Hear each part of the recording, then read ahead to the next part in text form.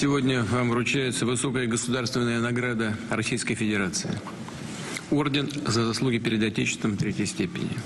Он является признанием вашего огромного личного вклада в укрепление дружбы, стратегического партнерства и союзничества между Российской Федерацией и Таджикистаном.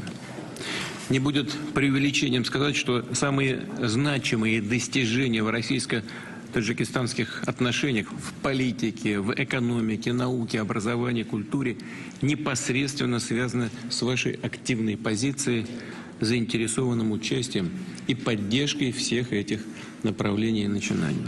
За долгие годы совместной работы у нас с вами сложились по-настоящему товарищеские, продуктивные, доверительные отношения. И это позволяет нам находить взаимовыгодные решения, сообща продвигать многоплановое сотрудничество между Россией и Таджикистаном. Последовательно выстраивать их на принципах равноправия, взаимного уважения и учета интересов друг друга. Убежден, что вы и впредь будете уделять необходимое внимание развитию дружественных связей между нашими странами и народами. И хочу заверить вас, уважаемый Эмомали Шарипович, что вы можете рассчитывать на такой же подход с российской стороны. Еще раз поздравляю вас с наградой и желаю крепкого здоровья, дальнейших успехов в государственной деятельности и всего самого доброго вам и всему Таджикистану.